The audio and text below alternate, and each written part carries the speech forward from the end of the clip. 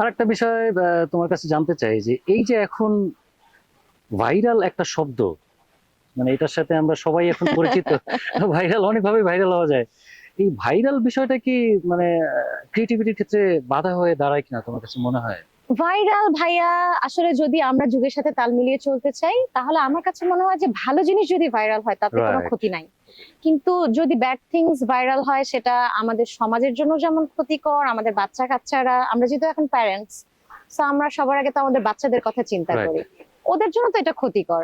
কিন্তু ভালো জিনিস যখন ওরা শিখছে তখন কিন্তু আমরা প্রাউড ফিল করছি যে না, রাইট। ওরা এই বর্তমান যুগে ডিভাইসের যুগে ওরা ডিভাইস দেখে একটা ভালো কিছু শিখলো।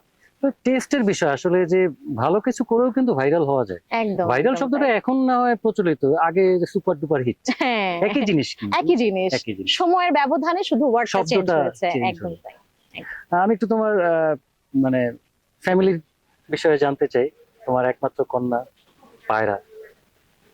এনিওয়ে, তোমার প্রেম, বিয়ে, সংসার, হ্যাঁ।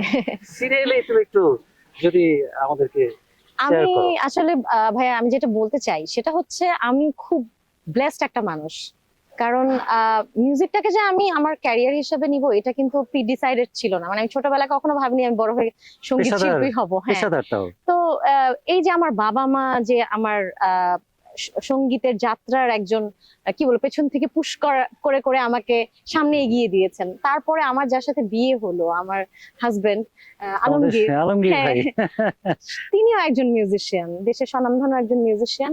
তো আম, বিয়ের পরে কিন্তু সে আমাকে বলছে যে তুমি গানটাকে কিন্তু প্রফেশনালি করতে পারো। বাহ, আমরা দুজন বেশ। সেম প্রফেশনে থাকবো, এটা খুব এন্টারটেইনিং হবে আমাদের জন্য, তোমার রিল্যাক্সিং মনে হবে, এটা কোনো প্যারা প্যারা হবে না তোমার জন্য। রাইট। আমিও ভাবলাম আমি তো 9 to 5 জব করতে পারবো না, কারণ আমি কাউকে বস রাখতে পারবো না, আমার নিজের মধ্যে একটা বসই ভাব আছে। কেউ এসে আমাকে বস শিল্পীরা এটা পারেও না, কাউকে বস বলাটা খুব ঝামেলা, হ্যাঁ। Ego problem. তো এই কারণে হচ্ছে ভাবলাম যে বাহ, এটা তো খুব ভালো একটা, এবং আমাদের মধ্যেও খুব ভালো একটা বোঝাপড়া কাজ করবে।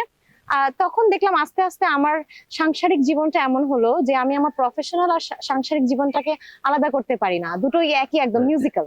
না, আমি একটু জানতে চাই যে আলমগীর ভাইয়ের সাথে ও, কিভাবে, কি পরিচয়টা কিভাবে, সে ওটা একটু এড়িয়ে কিভাবে? যেতে চাচ্ছিলাম। না, ঠিক আছে, আবার ঘুরে আসি।